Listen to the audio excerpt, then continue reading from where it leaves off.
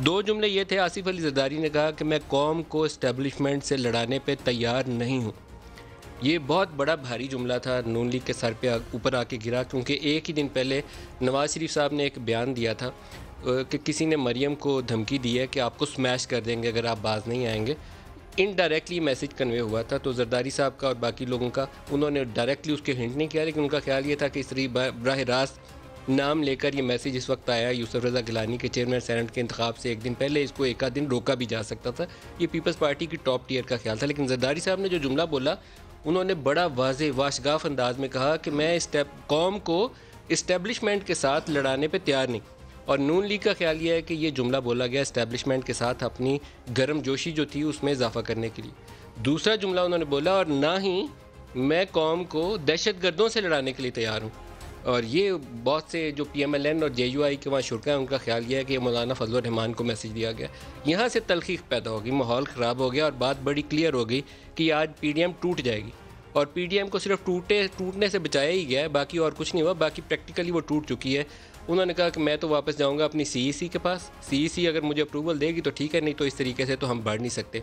और जो मरियम नवाज़ ने वहाँ गिले शिकवे किए कि हमें तो लीडर ज़िंदा चाहिए, उनकी लाशें नहीं चाहिए, और मेरे वाले तो बीमार हैं, आपको ऐसा नहीं कहना चाहिए। बाद में जरदारी साहब ने उसके ऊपर उनसे माजरत भी कर ली, लेकिन मामला यहाँ बिगड़ गए।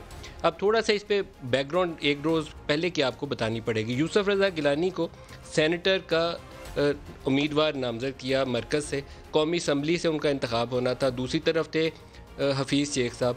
हफीज़ शेख साहब ज़्यादा पसंदीदा शख्सियत के तौर पर सामने नहीं आते, अपनी जमात के सर्कल्स के अंदर भी वो ज़्यादा पसंदीदा नहीं है, बल्कि उनको डिफेंड करना या उस्मान बुज़दार को डिफेंड करना तकरीबन एक ही बराबर है। यूसुफ रज़ा गिलानी के नाम के ऊपर अब यहाँ चर्चा ये है इस्लामाबाद के सर्कल्स के अंदर कि उनका नाम को मंजूरी हासिल थी इस्टेब्लिशमेंट की जब प्रपोज़ किया गया कि वो सेनेटर इलेक्शन लड़ें पीपल्स पार्टी के टिकट के ऊपर, और ये मैसेज कन्वे कर दिया गया पीपल्स पार्टी को भी और PMLN को भी कन्वे किया पीपल्स पार्टी ने, और साथ ही इंप्रेशन भी दे दिया कि इस्टेब्लिशमेंट की भी मर्जी इसमें शामिल है। यूसुफ रज़ा गिलानी सेनेटर मुंतखब हो गए। 23 लोग थे जो PTI और इसके अलाइज से, जिन्होंने PMLN से और पीपल्स पार्टी से प्यार मोहब्बत की बातें कर ली कि हम यूसुफ रज़ा गिलानी को वोट करेंगे। उसमें से साउथ पंजाब से इनसे 3-4 बंदे जो थे, आखिरी दिन जब उनको फ़ोन कॉल्स आई, पहले किसी ने फ़ोन कॉल करके उनको नहीं रोका। मैं बिल्कुल आपको क्लियरली बता रहा हूँ कि बिल्कुल सीधा मैच जा रहा था। आखिरी दिन जब हुकूमत को लगा कि हम हारने लगे हैं, तो कुछ लोग, मुझे उनके नाम पता है, बताऊंगा नहीं, 3-4 लोग साउथ पंजाब से, उन्होंने आगे पीछे हो गए और यूसुफ रज़ा गिलानी को वोट नहीं डाला। इसके बावजूद वो जीत गए, क्योंकि ओरिजिनली 23 लोग कमिट करके आए थे, आखिर में फिर भी वो 9 वोटों से जीत गए। हफीज़ शेख हार गए। अब आ गया अगला इम्तहान, चेयरमैन सेनेट यूसुफ रज़ा गिलानी।